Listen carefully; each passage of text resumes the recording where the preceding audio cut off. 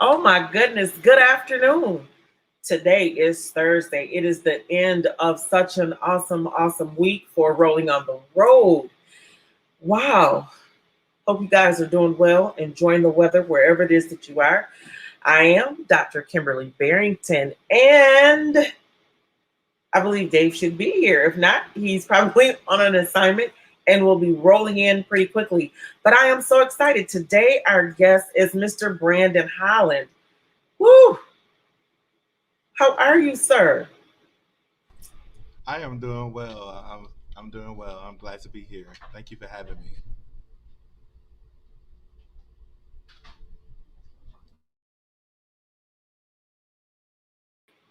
Uh, I don't know how I got kicked out. Okay, but we can't hear you again. I'm doing well. Can you hear me now? Oh yes. I am doing well. Thank you guys so much for having me. I am so excited. Um, our just a note here. Mr. Brandon is at school, so we're in class with him right now. Isn't that exciting? That is so exciting. Um, I love today's topic, and it is the right teacher for the students.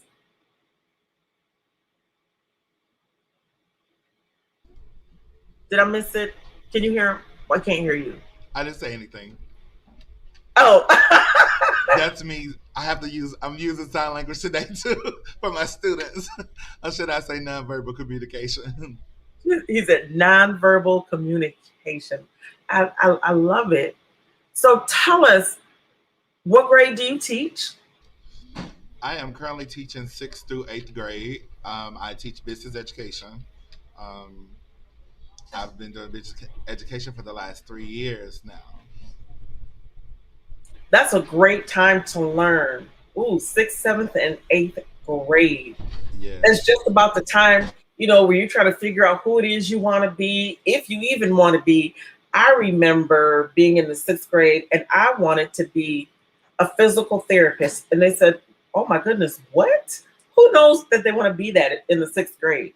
I don't know. I did. I just thought that it was And something I like, have those conversations with my students all the time. Like we're gonna talk. We talk a lot about choosing careers and choosing the careers early, and why it's so important for them to make a decision early on, so they can actually pursue the real career that they choose. In the beginning. So, and the earlier the better. So that's one of the things that we actually teach in this particular course. wow. So, how many of them at the beginning of the year, school starts late August, early September, how many of them know at the beginning? And then how many of them figure out by the end of the year? Um, it's about half and half, to be honest with you. Most of the students come in, they have at least a general ideas of things that they want to do. Um, but the more we have conversations about it, sorry,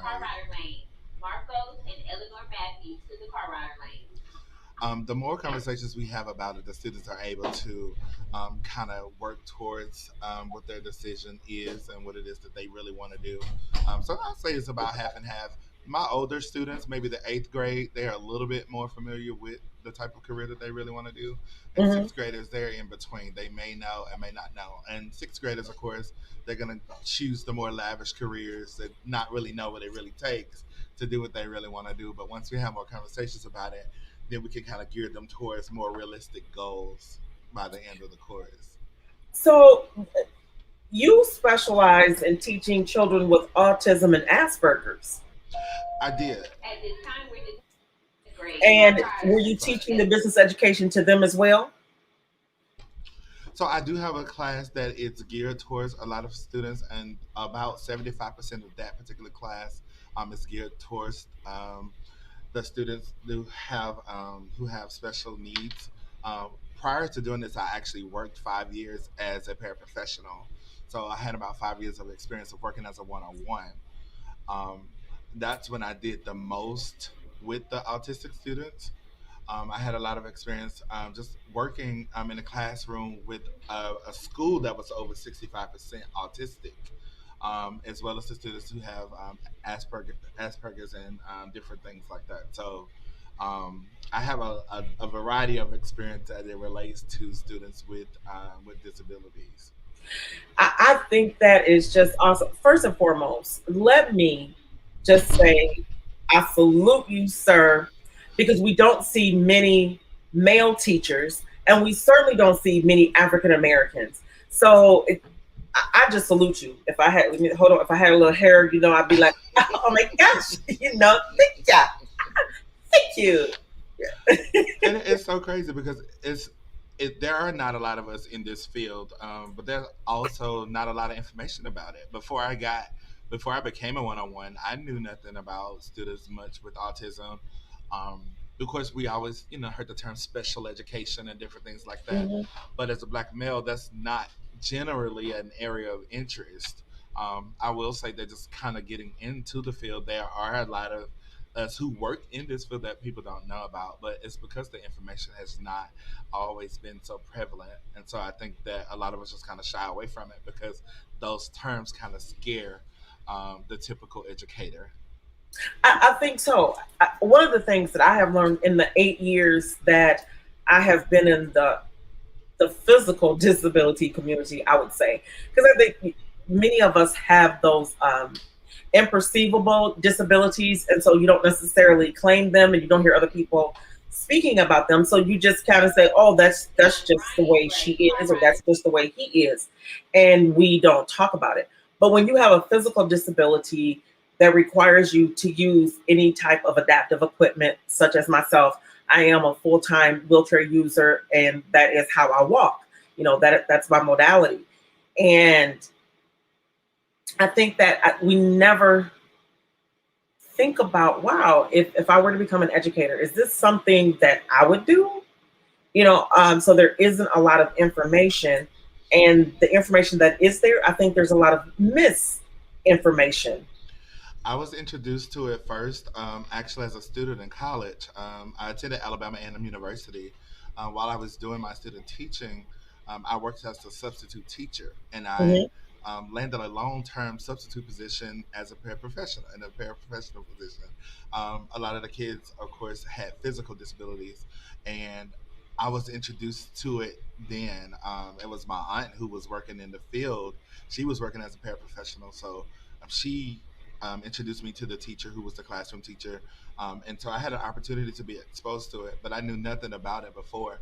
But once I got there, I loved it. And once I realized that the students um, are so impressive and they just had so many other things besides their ailments that they were able to do. That's what was impressionable for me, and that's what made me eventually get into the field once I finished school. Wow. So one of my most favorite persons in the whole wide world is Miss Vertanji Kendricks Bailey, who just happens to have a son that has autism. And when I tell you that she is an exceptional mother, oh my gosh, an exceptional mother when it comes to her son, who has autism. She is just bar none. That's all I can say. I mean, if we had just as many parents like her who could meet a teacher like you, I can only imagine what this world would really look like. I mean, I think that teaching is not just the teacher's job. And I think that many of the parents have figured that out during the pandemic and just what it takes. And, my daughter, she is so funny. She says to me, Mom, I said, yes, I'm about to call these teachers and tell them to come get their kids because their kids is getting on my nerves. I think all parents definitely experienced a new level of experience with their children with the pandemic hit. That's for sure. I think that every parent, Teachers receive so many nasty messages on social media during the pandemic. I have had so many laughs just thinking about parents. I'm not a teacher, and just so many things were said, and so it definitely I know for sure it made the parents appreciate them. And I can only imagine the students who had some of the students who had like paraprofessionals and work one on one, you know, being with the child all day. That definitely is challenging. So I can just imagine how the pandemic has been for those parents. Oh my goodness. And I think that I think I said it earlier in the week on the show that the her 6-year-old, my granddaughter, just hilarious. It's like, what are you doing, Chloe? She's just like, oh, I was just looking at myself. You know, you can see yourself when you're sitting there doing the virtual learning. And she's just like, yeah, I really like my hair today. I like my outfit. And it's girl, keep focused. It definitely introduced a new way of learning and thinking. That's for sure. It was challenging at first for all of us, but by the end, I think we have it figured out now. If God forbid we have to go back, we'll know what to do this time. Hopefully, So, what do you see as what was one of the biggest challenges that you think you overcame during that period of time?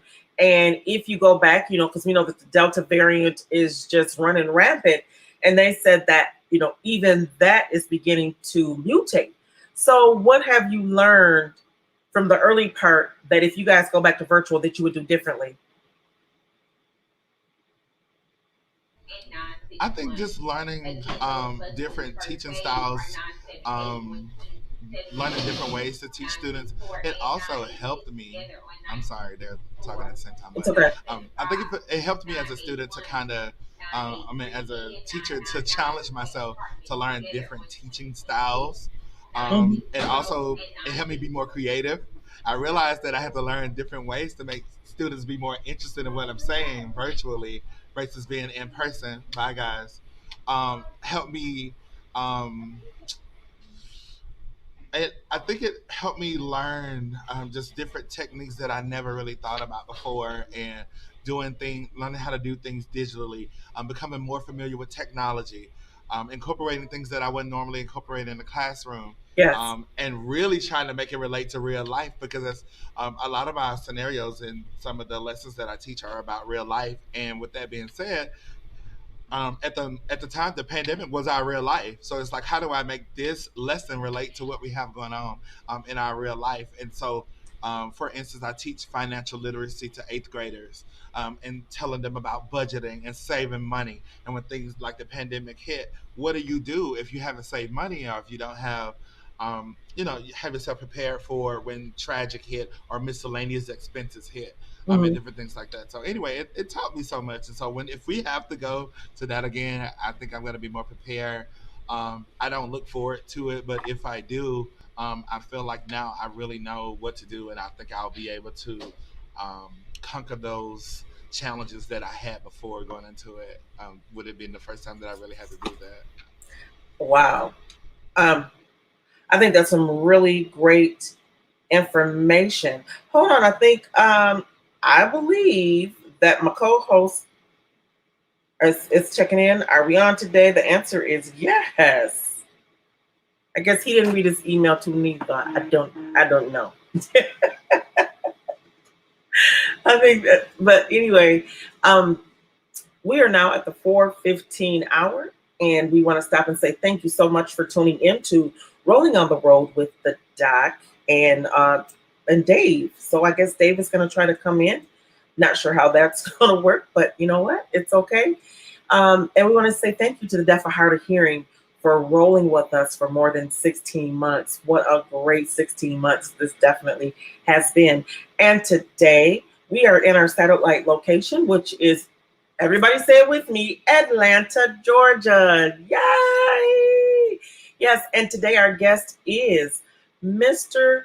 Brandon Holland, and he is a teacher among teachers to be definitely saluted, applauded, and we thank you so much.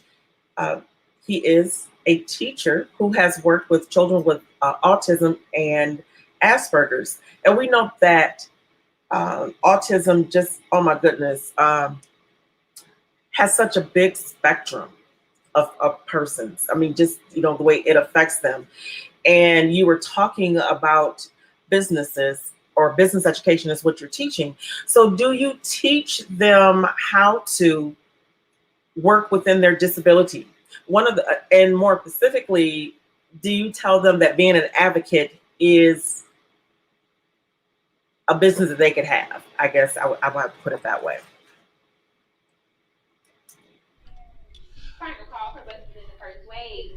So I haven't had as many opportunities make the to make the correlation per se because middle school level is not as advanced.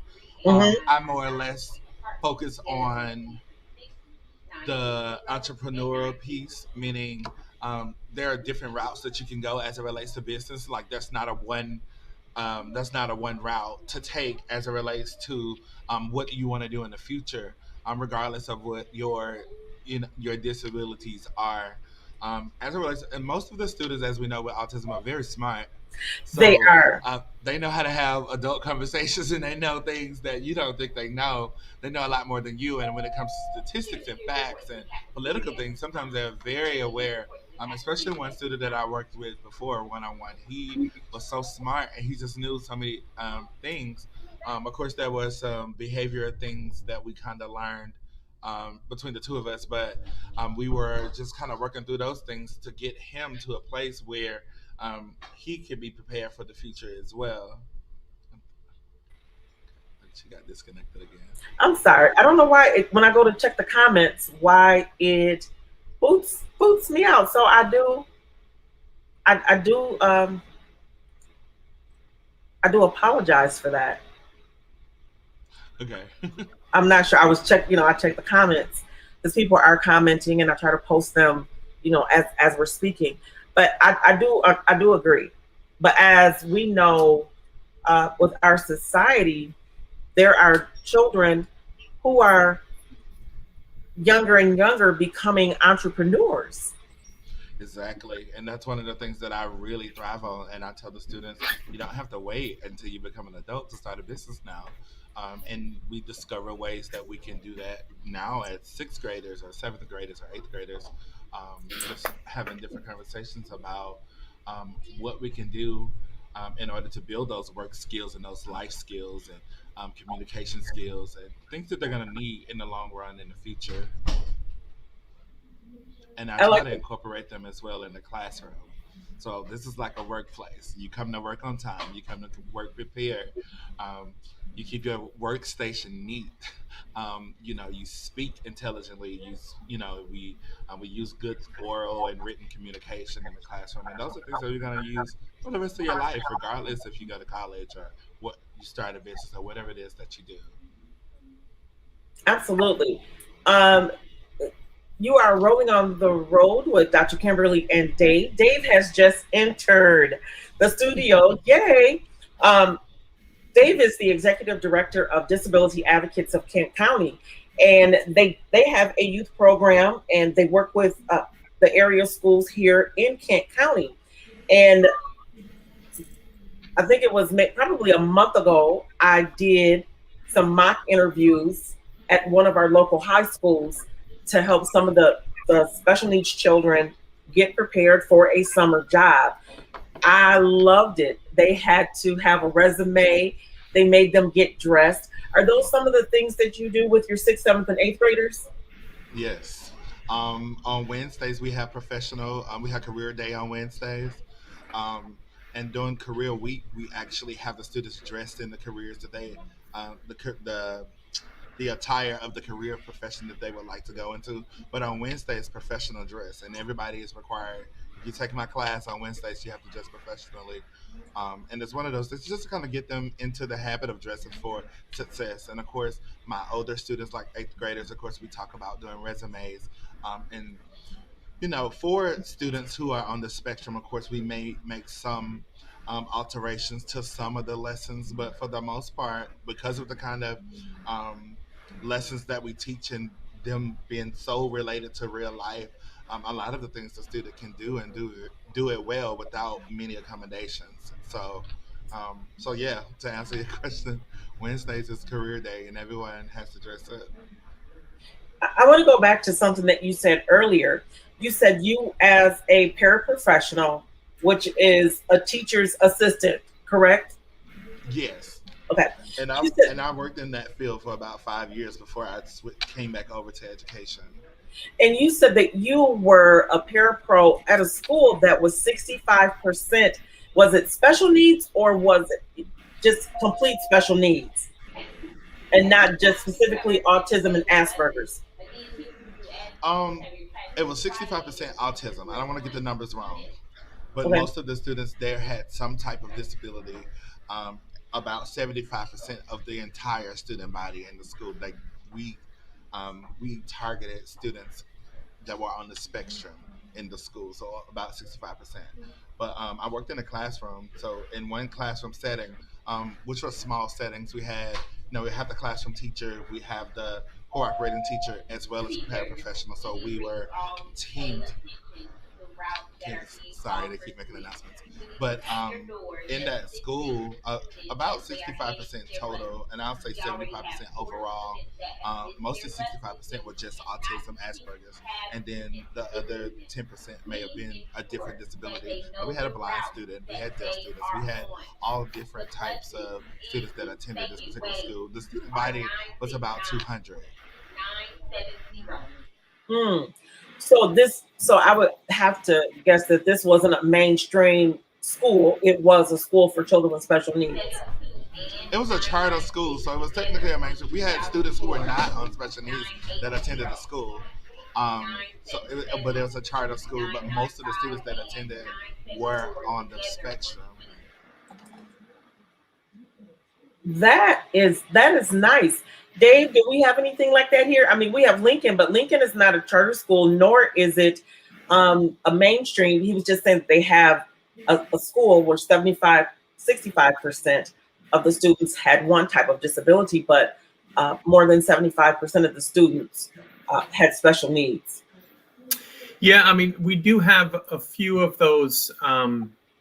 What do they call them? Site-based learning opportunities, like Kent Vocational Center, that's out on the Kent Intermediate School District site. It's more for high school students and transition age students.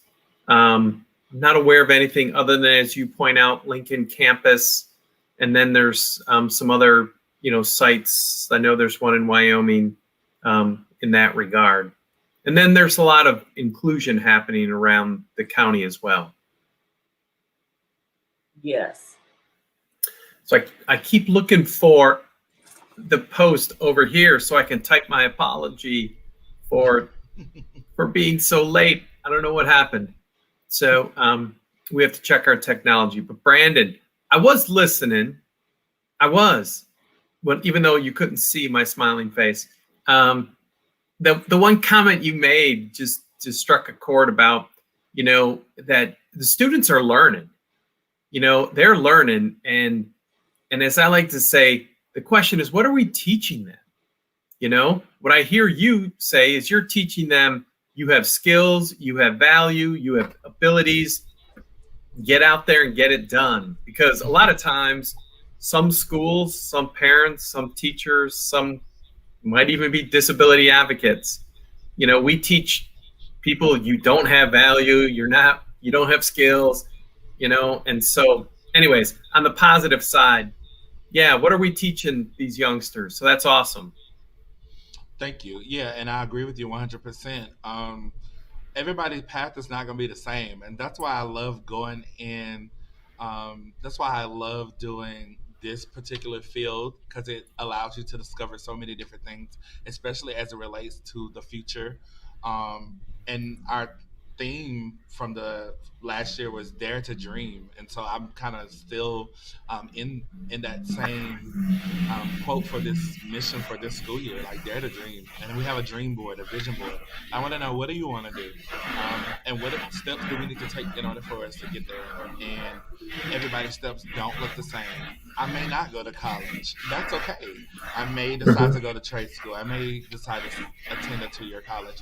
There are so many different options and different routes about that I don't feel like we really discuss and give our students. And then, of course, our students who have disabilities or on autism, I think sometimes we get in the habit of kind of treating them special, but really they just want to be treated normal, and just find those ways to teach them and to reach them, in order for them to be able to reach their dreams and their goals as well.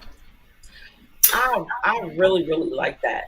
Um, Even if you don't have a child with a special need, I always told all three of my children it wasn't mandatory that they go to college. It was each one had a different path. If your path and what it is that you wanted to do required you to get education, then that's what we would do. If yours required trade school, then that's what we're going to do. Rudy wanted to play football, so that meant we need to find the very best place that had a good academic program and someone who could teach you how to eat well and take care of your body in order for you to be able to have longevity in playing and being great and having an education. Because guess what? As soon as you have that first major accident and you don't recover well, you're going to have to figure out what it is that you can do. Once your body does not serve you anymore. So I'm glad that you're taking that same model with children that have disabilities. One of my most favorite persons in the whole wide world, Cassandra. I mean, she has inspired me to do so many things, and I love it. Her parents had the same mentality that you do and told her whatever she wanted to do, they were going to be there. And I mean, she went all the way through school, got her master's degree, and has worked with Disability Advocates of Kent County. And now, she is a rehab counselor helping others with disabilities figure out what is it that you want to do. And my most favorite thing to say in the world is everybody has the right to have a hand up so that they can live their best self-directed life. And it's nice that there's someone in the early stage, 6th, 7th, and 8th grade, and not waiting until they're 18 or 19 to say, oh, now what are we going to do with you? Yeah. And I wish I had taken it seriously at a younger age. I think I was one of those students. I just, once I got to college, I was like, I'm going to be an educator, and that's because I came from a family of educators. But that's not really what I wanted to do. And now that I'm a lot older, I'm just like, this is my final stop, because this really was not what I really wanted to do. I'm great at it and I love it and I've grown to love it over the years. But it's like, now that I've been in it about 15 years, Wow. I want to know if there's another path for me. And so that's why I'm just very open and candid and honest when it comes to conversations about careers and future careers and different things like that. You know what they say, Dr. Kimberly? Youth is wasted on the young. When we're young and foolish and we think we're gonna invent new paths, and then it's just like, shoulda, woulda, coulda. I got me one of those T-shirts. Shoulda, woulda, coulda. But so I got now today. Zombie killer, yes. Zombies. Zombies. So, do you teach them that they can grow up to become zombies? I mean, hey, whoa. If you do not get the vaccine, you could become a zombie. Mm-hmm. I try my best to stay away from the vaccine conversation. I recently told the students to, like, we were setting up the online portal, and I said that this is just in case something happens where we're not in the classroom anymore. And the students was like, why, Mr. Howland? Why do you think that we're not going to be in the classroom anymore? They were asking questions, but I didn't want to say, I feel like we're going on a lockdown again soon. I just said, we want to be prepared in case anything happens. But really, if it happens again, we were just so unprepared last time. We didn't know what to do. The students, went out. Right. We weren't doing anything online. We probably went weeks just trying to figure things out. So without having to experience that again, we just want to be prepared for whatever. And the same thing, I tell them as it, relates to their careers and their future. You want to be prepared for whatever. And like my students who want to play sports, that's a great idea, and I don't discourage it whatsoever. But I want you to have backup plan just in case, because anything can happen. Anything can happen. Well, but the story of John Thompson, who was the coach at Georgetown, and he would bring in every player, and he had a basketball on his shelf, and he would drop the basketball, and it would just thud on the ground. It wouldn't bounce. And his message was, one day the basketball will stop bouncing, and you Wow. need that plan. And we've had Dr. Kimberly's son Rudy on the show. Rudy's out there making it happen. Rudy is taking what he learned, and I still think he's going to have an opportunity in the NFL, but because he's ready for it. But if he doesn't, he's training others, he's teaching others about nutrition. He has that secondary plan. So that's what we're doing with all of our life, and building those skills that are transferable, as we like to say in the biz. Yeah. Those transferable skills. Reading, writing, and arithmetic. You need it everywhere. Yeah. Absolutely. We want to say hi to Maddie. Maddie is watching us from Arkansas. Thank you so much for tuning in today, Maddie. But I think that one of the things that I like is just being prepared. We've had the Kent County Health Department on their emergency preparedness team and how they work year round to always be prepared for whatever might happen, within the county that they can, just respond to. So I think having a life emergency prepared plan is just awesome, because life will happen, things will change, one cough at a time, a chew, a little sneeze, Right. and then a shake of the hand. These things happen. See, I love it. Look, I got a whole bag full. Yes. And not forget these. There we go. The teacher's life now. Yes, as we spray. Yes. Shameless plug for Clorox and 100 Shades of Disability. Get your COVID pack, because unfortunately, it seems we might need it again. Yeah. One of our guests said that yes, children with special needs, can be included in sports and games, and I think that they should be. I have a question though for you. Have you changed since we've been in this pandemic for 16 months? We've had an opportunity to see the shift in our buying and how retailers have changed how they're just different products to meet the needs of the people right now. Are those some of the things that you're teaching the students now, that as an entrepreneur, they solve problems? And have your students come up with a way to solve a problem during this time? In my class about budgeting and spending, we definitely have had conversations about readiness and prepared for different things such as the pandemic.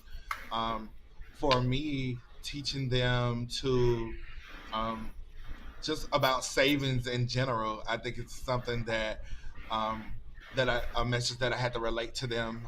A lot of the students were getting into buying things from Amazon, and they were doing like a lot of the games that you can rent, and of course, all of the streaming networks and different things like that, which Yes. they had access to. And I basically would just let them know, like, really, a lot of those things you don't need, and just finding a way to kind of condense those things to where they could save, or they could save their parents money. And one thing that I tell the students, they really don't have money.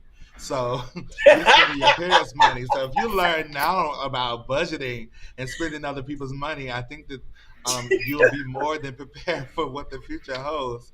And of course, I think they have learned that things could change at any moment, and I think that's one of the things that I'm glad that they took from the pandemic.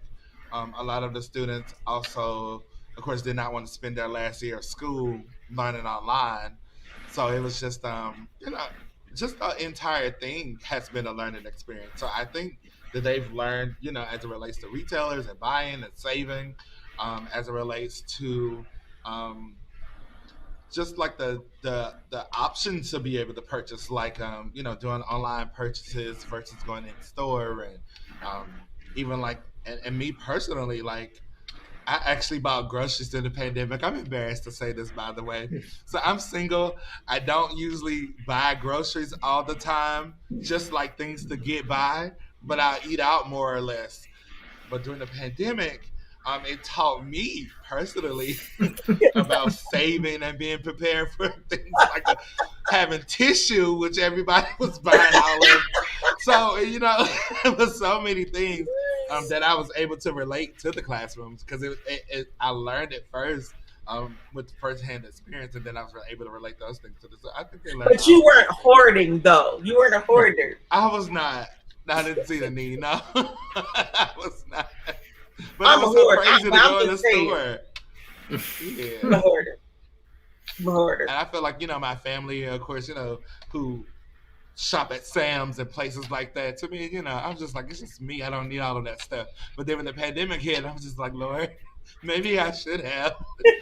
So, again, I learned a lot. So if we go back into this time, I think that I am mentally prepared as it relates to the classroom and being a classroom teacher during the times like that, as well as in my personal life. I love it. Um, what advice would you give to other teachers that many parents, let me back up a little bit and preface it with many parents want their children with autism or Asperger's or any other type of disability to be mainstreamed. They want them to get used to being in mainstream because when life comes, and it's time for you to live independently, there is not a separate world for people with disabilities. Trust. I know I've been trying to create it, but it's just Mm. not there. And I think that teaching people early on how to integrate themselves is so needed. I guess that's the best way I can put that. It's just so needed. So, what do you tell other teachers about teaching students that may be differently abled or have a different learning curve? Do you have those conversations with them if they're teaching and they have someone in their classroom and it's like, oh, what do I do? I would tell other teachers who are teaching students who have these differences, um, to really learn how to communicate with them and learn how to speak their language. Meaning try to at least get a little bit of an understanding of what it is that they really need, what it is they are really trying to convey to you as it relates to what their needs are in the classroom, as well as into the outside world. Meaning, I know certain, and I'm trying to explain this better. Just basically, like every child needs something different, and Mm-hmm. whether it's a student with a disability, a student that doesn't have a disability, but being able to speak their language is a completely different. It's completely different from just saying, "Oh, do this." It doesn't work that way, and just kind of helping them to understand themselves better, and then using the classroom as a tool to help them relate to the outside world. For instance, we know like a lot of the students have social anxiety or have social issues where they're not comfortable in environments, speaking around other students, or especially speaking in front of other students. Just kind of learning to cope with that, and so for me, making sure the teachers to understand how important peer relationships are, and helping try to, like I would pair a student per se, to help a student to at least communicate with one student, and then we can start building up to having those conversations with other students, and just kind of, again, learning to speak their language, learning how to communicate with them, and learning exactly what the needs are and being able to fulfill those needs. But it only comes through communication. um, that's the key thing. Just know how to speak their language, and I'm just kind of understanding what their needs are, and I think that's where a lot of teachers kind of miss. And I think we get so, as I said before, like the term disability, autism, those terms, they can be frightening. So of course it takes the teachers sometime in a different direction, and so the teachers don't realize that. Just have a conversation with them. It's as simple as that. It starts there, and then kind of build your way up to what they're additional needs are and accommodations. I think we try to accommodate before we communicate, and it doesn't work. Ooh, Dr. Kimberly, write that down. yes. Oh my gosh. Write that down. Communicate before you accommodate. Absolutely. Because when you try to accommodate first, all you do is you throw all kinds of assumptions at somebody. Man. And stereotypes. Yes. I think so. I'm writing that down. I love it.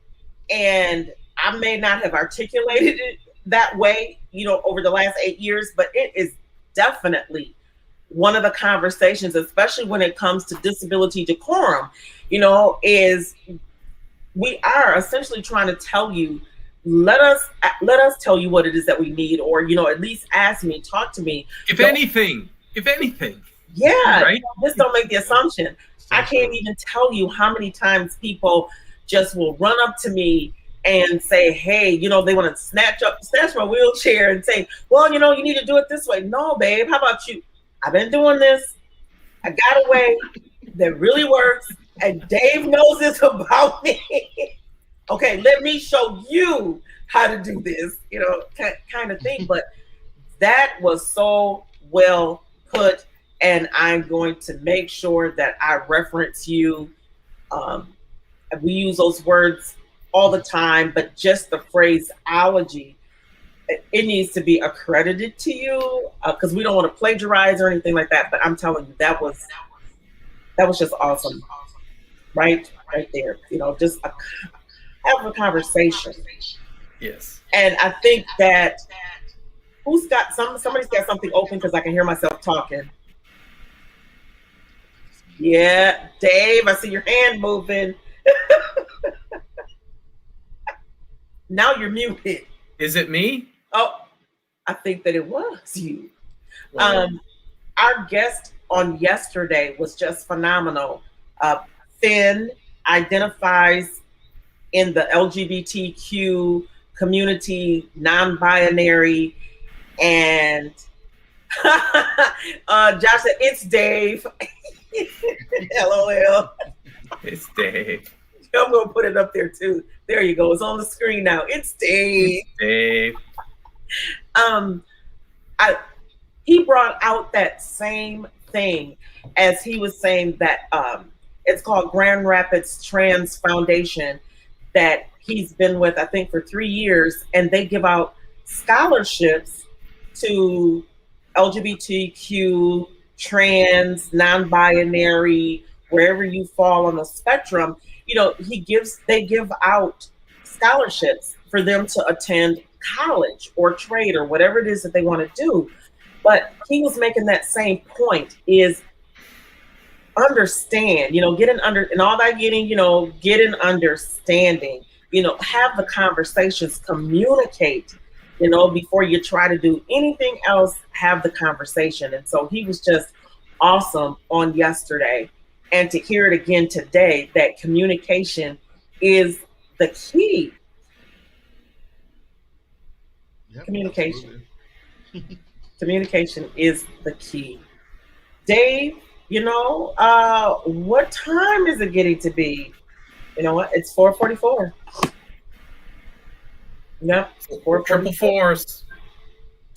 4:44. Any final thoughts, Dave? Well, I mean, my quick final thought is, once again, sorry for my technical inabilities.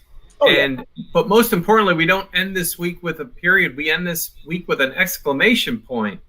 Communicate before accommodate. Thank you so much, Brandon. Thank you for your awesome work with your students. And let's hope you don't go to lockdown again. I know. Thank you.